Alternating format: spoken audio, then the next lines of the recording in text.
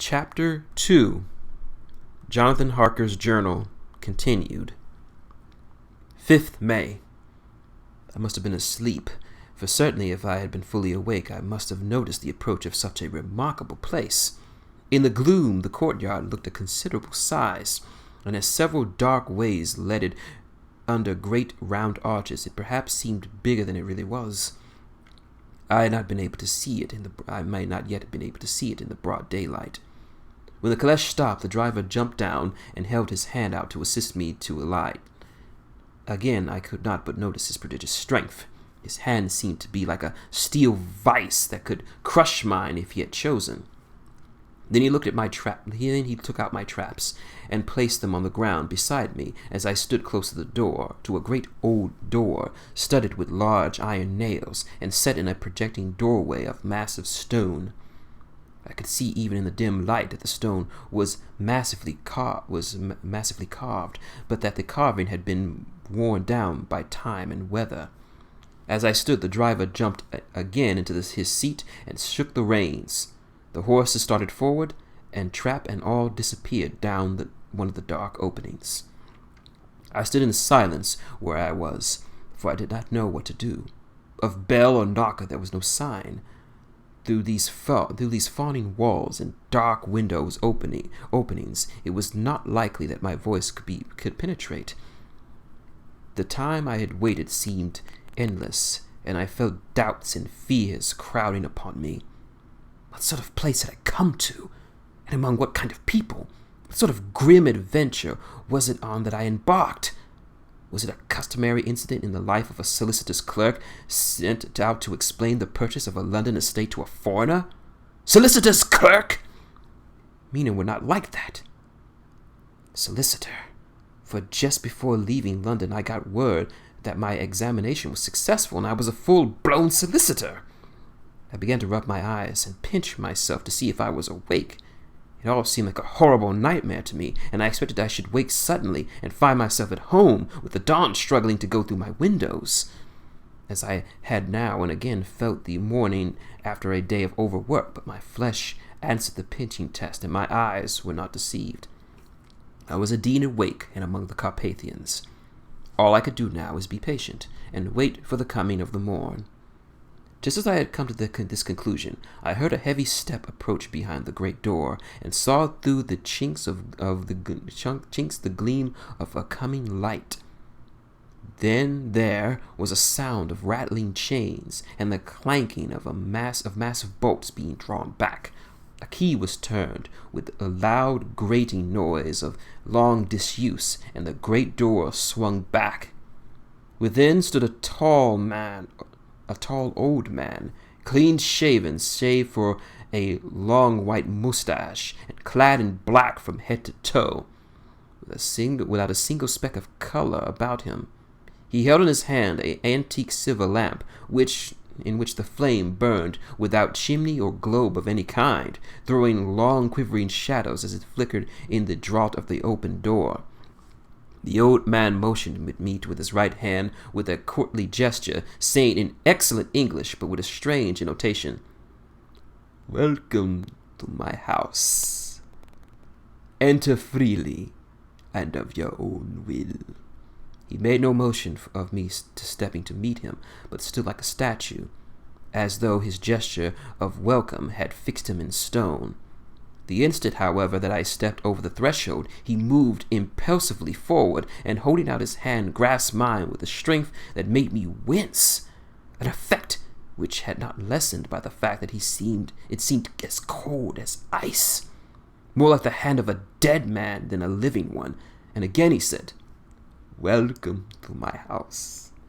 Come freely, go safely, and leave something of the happiness you bring."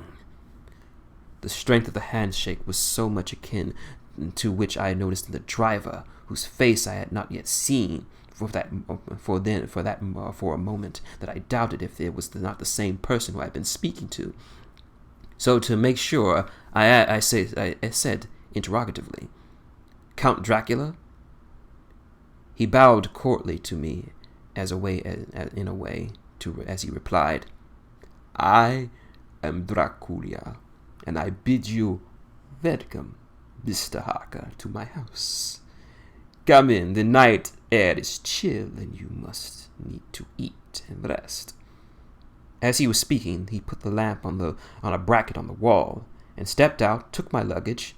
He carried it in before I could forestall him. I protested, but he insisted. "Nay, sir, you are my guest. It is late, and my people are not available. Let me see to your comfort myself." He insisted on carrying my traps along the passage, and then up a great winding stair, and along another great passage, on whose stone floor our steps rang heavily. At the end of this he threw open a heavy door, and I rejoiced to see within a well-lit room in which a table was spread for supper, and on whose mighty hearth great fire of logs, freshly replenished, flamed and flared. The Count halted, putting down my bags, closed the door, and crossing the room, opening another door which led to a small octagonal room lit by a small lamp and seemingly without a window of any sort. Passing through this, he opened another door and motioned me to enter. It was a welcome sight, for here was a great bedroom, well lit and warmed by another log fire, also added to but lately, for the top logs were very fresh, which set a hollow roar up the wide chimney. The Count himself left my luggage inside and withdrew, saying before he closed the door, "You will need, after your journey, to refresh yourself by making your toilet. I trust that you will find all that you wish. When you are ready, come to the other room, where you will find your supper prepared." The light and warmth and the Count's courteous welcome seemed to have dissipated all my doubts and fears. Having then reached my normal state, I discovered that I was half famished with hunger, so making a hasty toilet, I went into the other room. I found supper already laid out. My host stood at one side of the great fireplace, leaning against the stonework, making a graceful wave of his hand to the table, and said, "I pray you, be seated and sup how you please. You will, I trust, excuse that I do not join you, for I have already dined, and I do not sup." I handed to him the sealed letter for which Mr. Hawkins had entrusted to me. He opened it and read it gravely. Then, with a charming smile, he handed to me to read. One passage of it, at least, gave me a thrill of pleasure. "I must regret that an attack of gout, for which I am constant sufferer of, forbids me absolute any travel to any part for some time to come. But I am happy to say that I can send a sufficient substitute, one in which, for whom I have placed every possible confidence. He is a young man full of energy and talent in his own way, and of a very faithful disposition. He is discreet and silent, and has grown into manhood in my service. He shall be ready to attend you when you will during your stay, and shall take all instructions in all matters." The Count himself came forward and took the cover off a dish, and I fell at once into an excellent roast chicken. This, with some cheese and a salad and a bottle of eau tokay, of which I had 2 glasses, was my supper. During the time I was eating, the Count asked me many questions as to my journey, and I told him by degrees all that I experienced. By the time I had finished my supper, and by my host's desire had drawn up a chair by the fire and began to smoke a cigar, which he offered me, at the same time excusing himself that he did not smoke, I had an opportunity of observing him, and found him to be a very marked physiognomy. His face was a strong, very strong aquiline, with a high bridge of a thin nose and peculiar arched nostrils, with a lofty domed forehead, and hair growing scantily around the temples, but profusely elsewhere. His eyebrows were very massive, almost meeting over the nose, and with bushy hair that seemed to curl up over its own profusion. The mouth, so far as I could see, under the heavy mustache, was fixed and rather cruel-looking, with the peculiarly sharp white teeth. These protruded over the lips, whose remarkable ruddedness showed astonishing vitality for a man of his years. For the rest, his ears were pale and the tops extremely pointed. The chin was broad and very strong, and the cheeks firm, though thin. The general effect was one of extraordinary pallor. Herein I had noticed the backs of his hand as they laid on his knees in the firelight, and they had seemed rather white and fine, but seeing them now close to me, I could not but notice that they were rather coarse, broad, with squat fingers. Strange to say, there were hairs in the center of his palm. The nails were long and fine, and cut to a sharp point. As the Count leaned over to me and his hand touched me, I could not repress a shudder. It may have been because of his breath was rank, but a horrible feeling of nausea came over me, which, do what I would, I could not conceal. The Count, evidently noticing it, drew back, and with a grim sort of smile, which showed more than he had done, had yet his protuberant teeth, sat himself down again on his own side of the fireplace. We were both silent for a while, and as I looked towards the window, I saw the first dim streak of the coming dawn.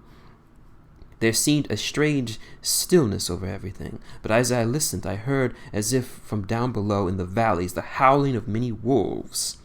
The Count's eyes gleamed, and he said, "Listen to them, the children of the night. What music they make." Seeing, I suppose, some expression in my face strange to him, he added, "Ah, sir, you dwellers of the city cannot enter into the feelings of the hunter." Then he rose and said, "But you must be tired. Your bedroom is already ready, and tomorrow you shall sleep as late as you will. I will have to be away till afternoon, so sleep well and dream well."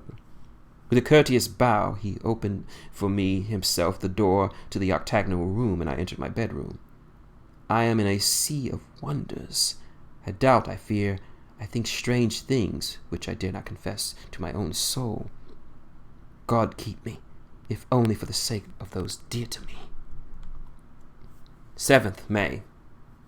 It is again early morning, but I had rested and enjoyed the last 24 hours. I slept until late in the day and awoke of my own accord. When I had dressed myself, I went into the room where we had supped and found a cold breakfast laid out, with coffee kept hot by the pot which was placed in the hearth. There was a card on the table, on which was written, "I have been absent for a while. Do not wait for me. D." I set to and enjoyed a hearty meal. When I was done, I looked for a bell so that I might have let the servants know that I was finished, but I could not find one. There were certainly odd deficiencies in the house, considering the extraordinary evidences of wealth which were around me. The table surface was of gold, and was so beautifully wrought that it must be of immense value. The curtains and upholstery of the chairs and sofas and the hangings of my bed were of the costliest and most beautiful fabrics, and must have been of fabulous value when they were made, for they are centuries old, though in excellent order. I saw something like them in the Hampton Court, but there they were of woven and frayed and moth-eaten. But still, none of the rooms is there a mirror. There is not even a toilet glass from my table, and I had to get the little shaving glass from my bag before I could either shave or brush my hair. I had not yet seen a servant anywhere, or heard a sound near the castle, except the howling of wolves.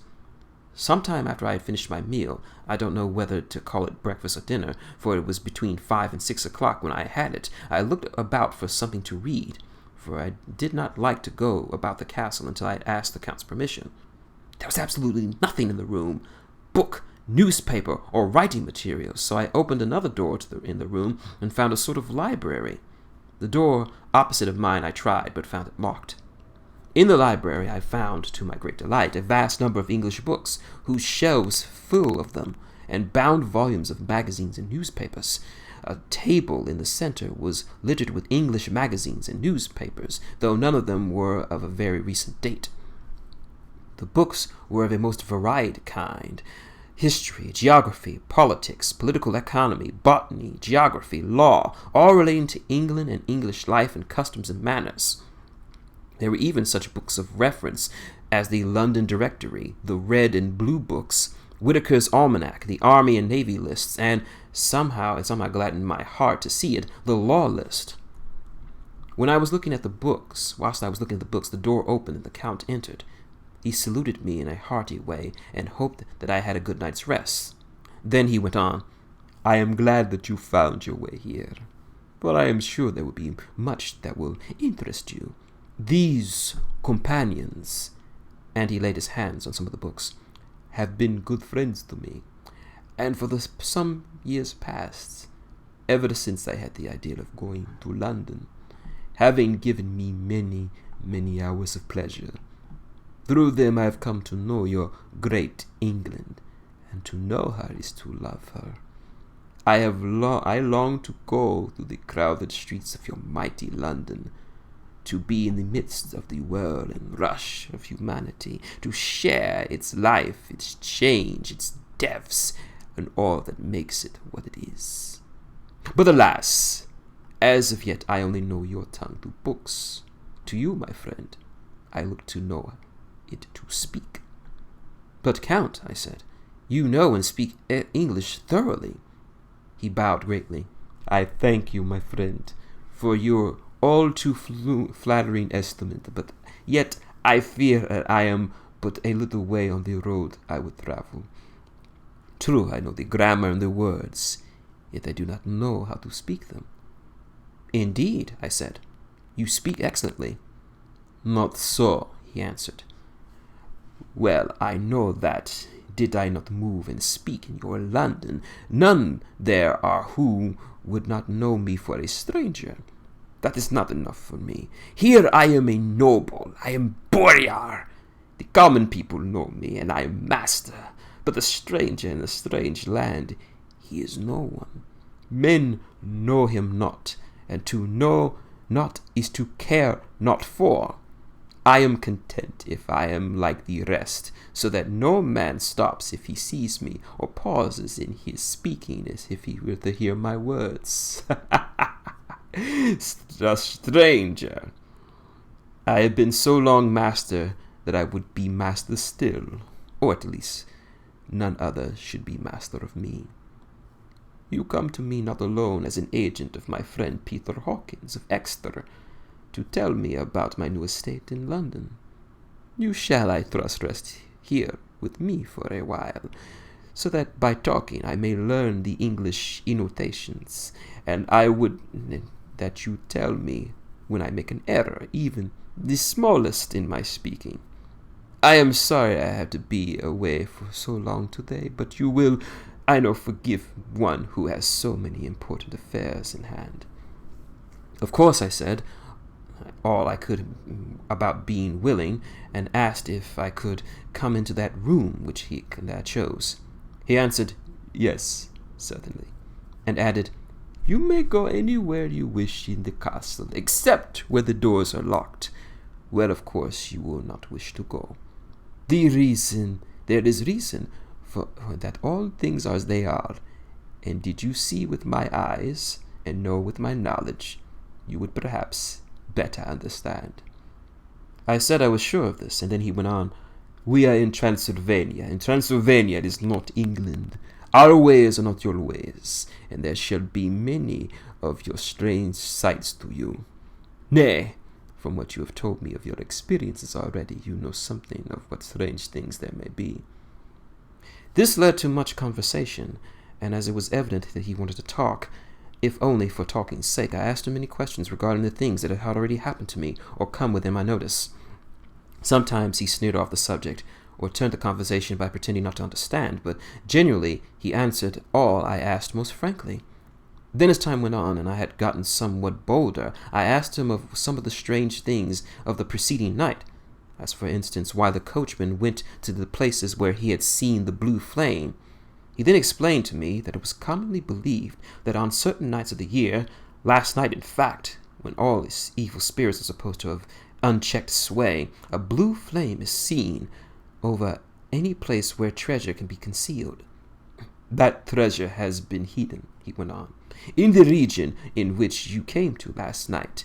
There can be of little doubt, for it was the ground fought over for centuries by the Wallachian, the Saxon, and the Turk. Why, there is hardly a foot of soil in this region that has not been enriched by the blood of men, patriots or invaders. In the old days there were stirring times, when the Austrian and the Hungarian came in hordes, and the patriots went out to meet them, men and women, aged and the children too, and waited their coming on the rocks above the passes, that they might sweep destruction upon them with their artificial avalanches. When the invaders were triumphant, he found but little, for whatever there had been sheltered in friendly soil. But how, I said, can it remain so long undiscovered, when there is sure an index of it, if men will but take a trouble to look? The Count smiled, and his lips ran over his gums. The long, sharp canine teeth showed strangely, and he answered, "Because your peasant is at heart a coward and a fool. The flames only appear on one night, and on that night no man of this land will, if he can help it, stir without his doors. And, dear sir, even if he did, he would not know what to do.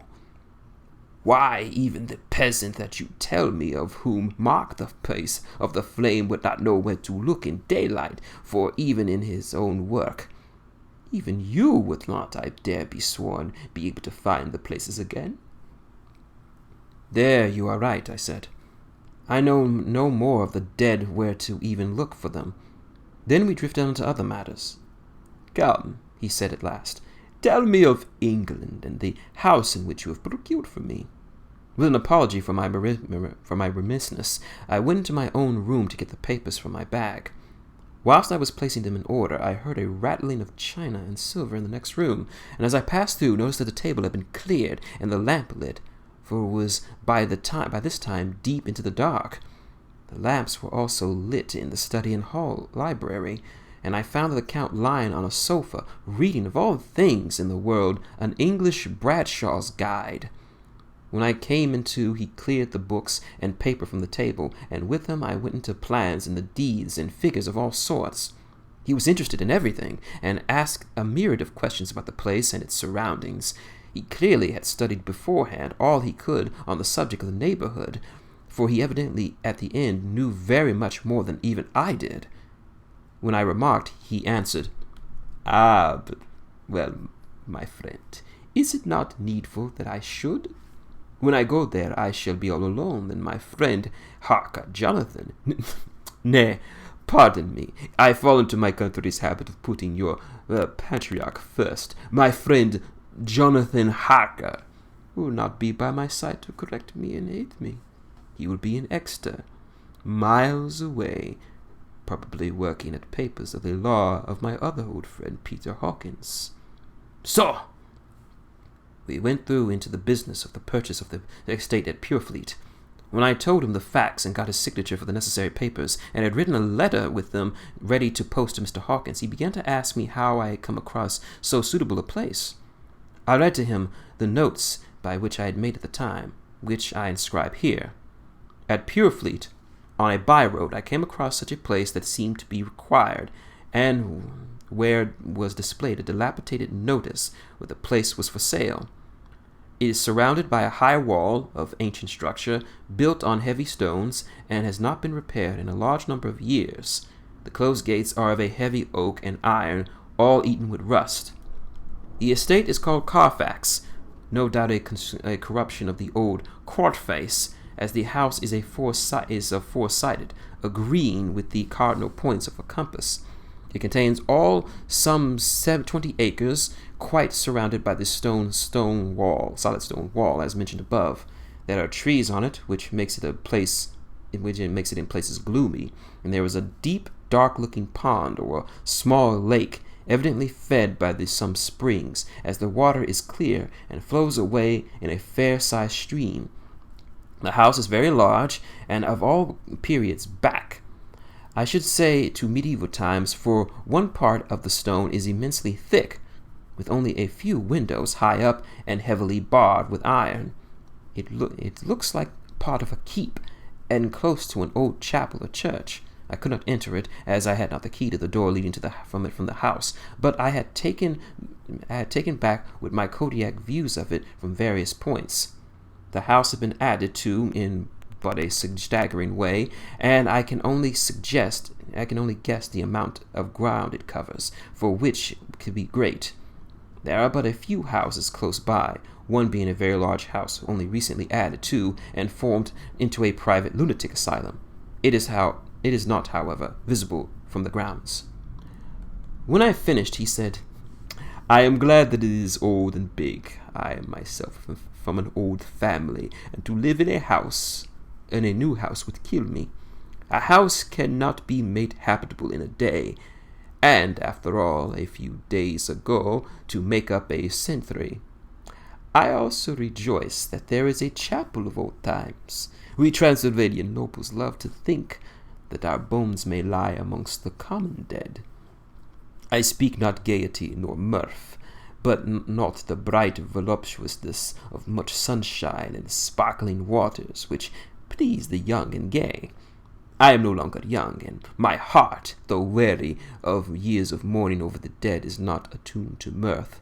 Moreover, the walls of my castle are broken, the shadows are many, and the wind breathes cold through the broken battlements and castlements. I love the shade and shadow, and would be alone with my thoughts, if I may." Somehow, his words and his look did not seem to accord, or else it was his cast of face that made his smile look malignant and saturnine. Presently, with an excuse, he left me, asking me to put all my papers together.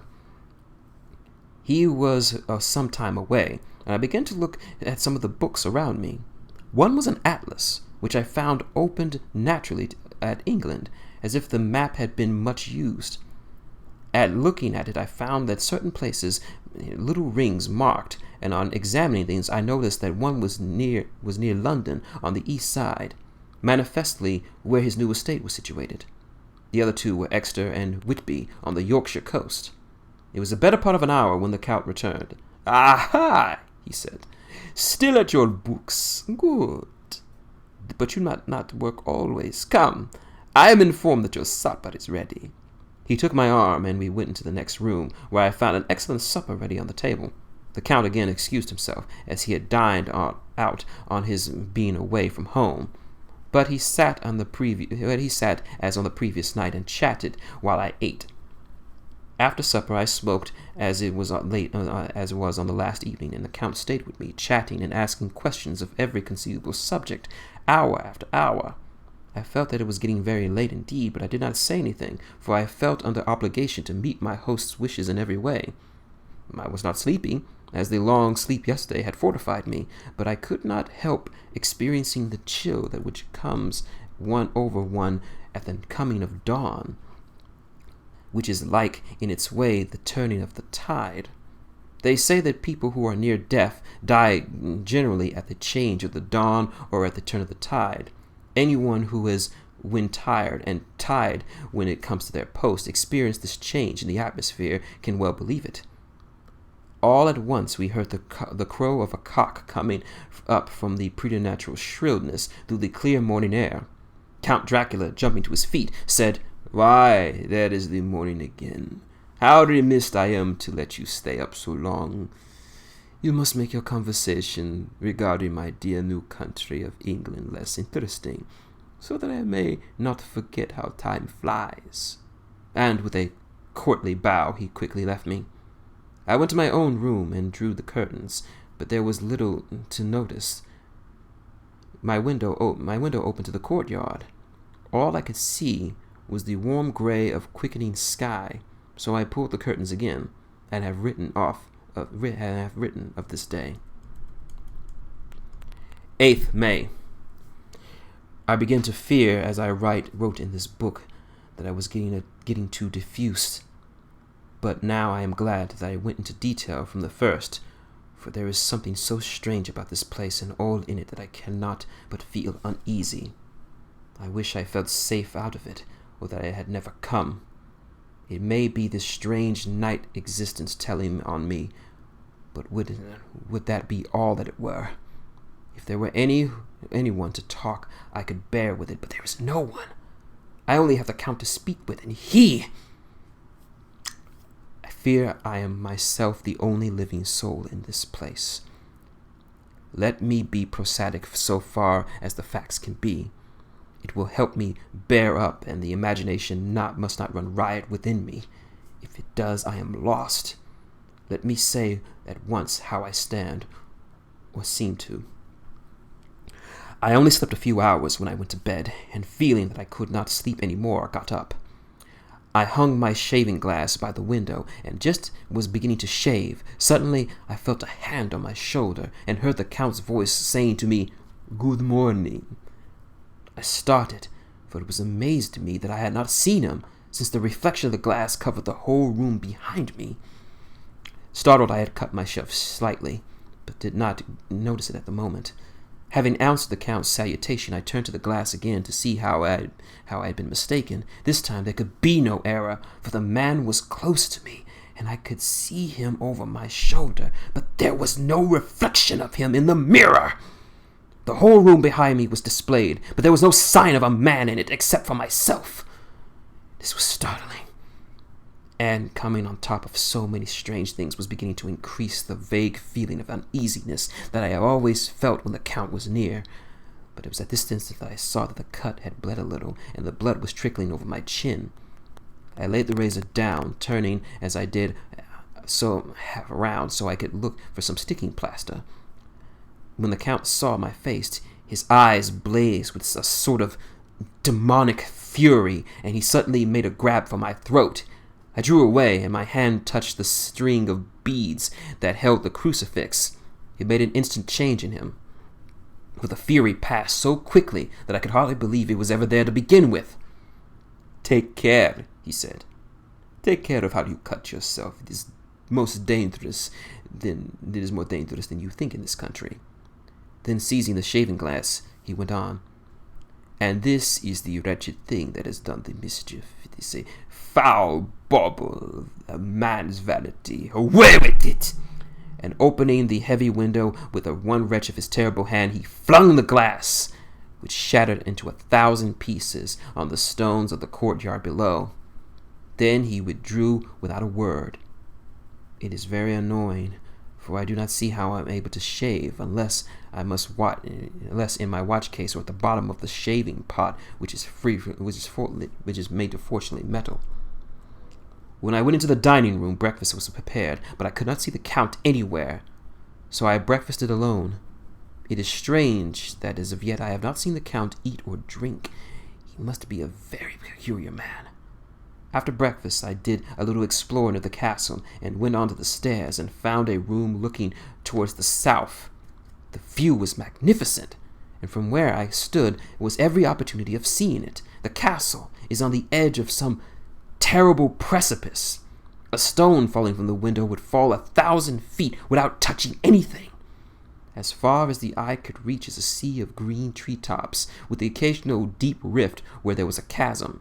Here and there were silver strands where the rivers wind in deep gorges in the forest. But I am not the heart to describe beauty, for what I had seen in the view I explored further. Doors everywhere, and all locked and bolted. In no place save for the window into the castle walls there was an available exit.